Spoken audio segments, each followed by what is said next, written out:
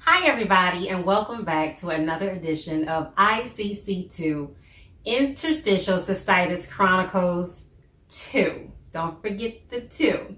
So, what we're going to discuss today, or what I'm going to share with you with my chronicles, because Lord knows I have enough of them and then some, we're going to talk about medication. Now, the medication I'm about to name, this is one of the many medications I have tried for IC, interstitial cystitis. The name of that medication is called Gabapentin. Lord have mercy. When I met Gabapentin did a number on me.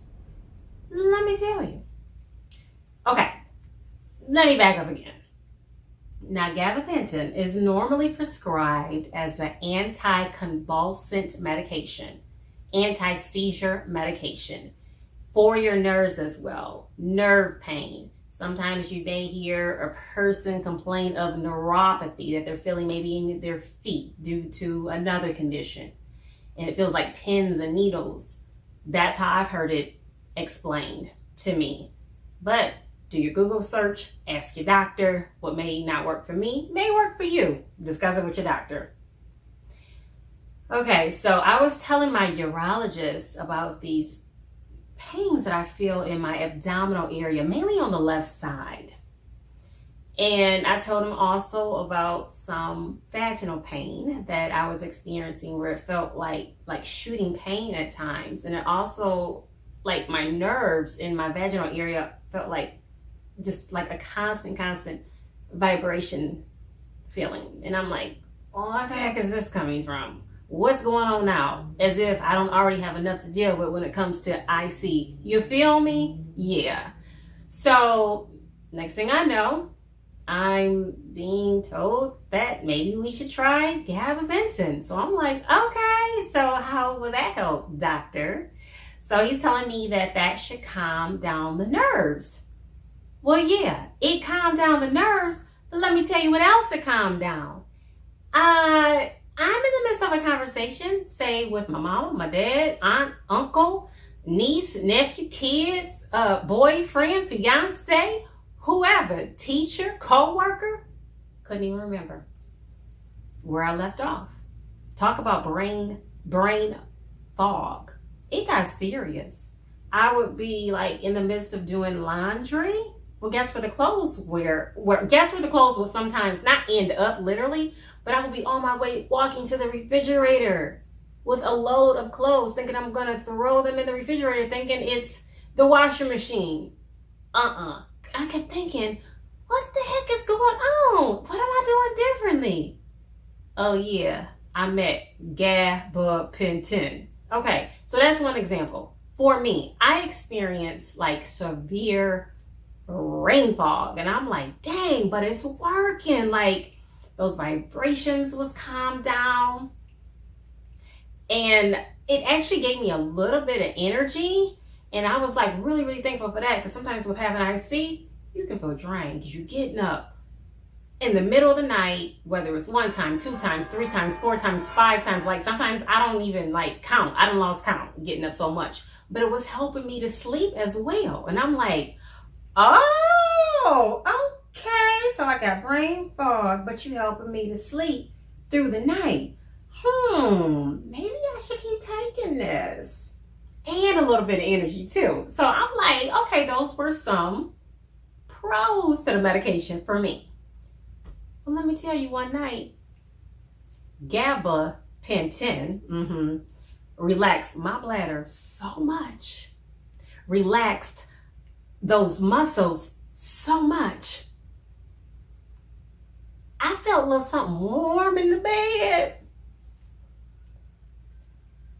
Yes, okay. Yes. Are you thinking what I'm thinking what happened? It did happen. So I'm looking around like I'm like 10 years old at the slumber party and had an accident. Like, oh, I'm so embarrassed. So I'm like, dang, Gabba, you're doing me like this? Not gabapentin, shoot. had to get up in the middle of the night, which I'm used to doing anyhow. With having IC, I have nocturia, where I have to go to the bathroom like frequently at night, nocturia. So I changed everything out, showered, did all that good stuff, went back to bed. Okay, cool. So I'm like, okay, so now I'm dealing with brain fog, and now I had this accident in the bed. Okay, but yet it's giving me a little bit of energy. I'm still thinking, and I'm not having that abdominal pain. Because like with IC, you sometimes have abdominal pressure where you feel like once I pee, then that pressure is relieved. Now, it's different subcategories when it comes to IC. So you may fall in a different subcategory than what I'm describing. But once I void, then that abdominal pressure is released, and then I feel better. Okay, so it's working for that, and I'm not having as much frequency. So again, I'm talking about the pros of that, and the energy. Can I forget the energy? Well, lo and behold, this happens.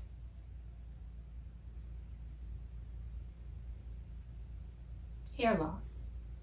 Hair loss.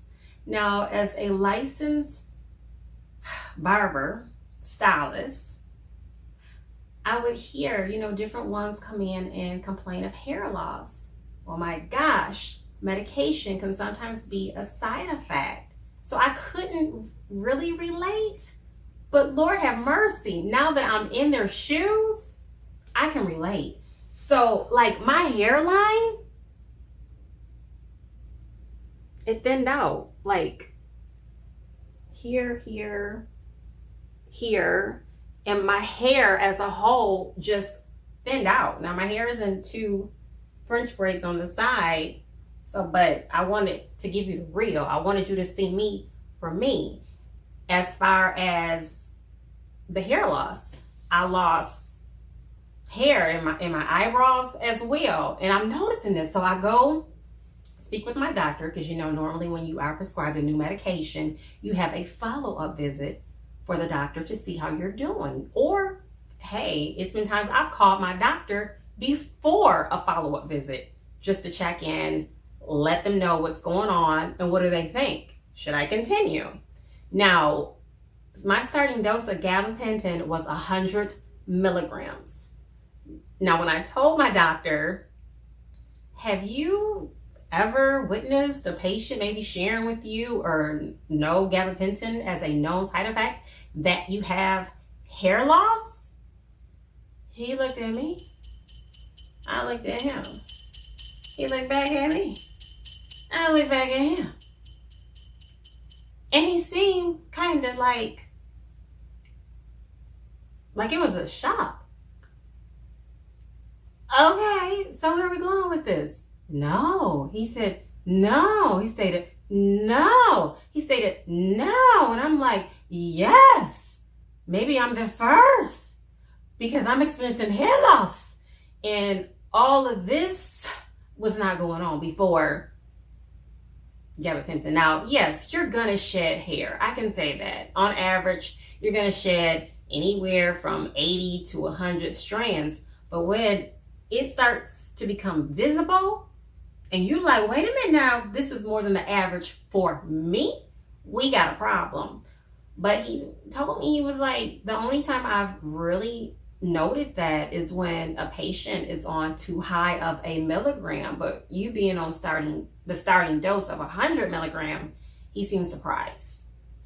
Well, I told him, I don't think I can do Gabapentin no more. I done met Gabapentin, and Gabapentin got to know me a little bit too much.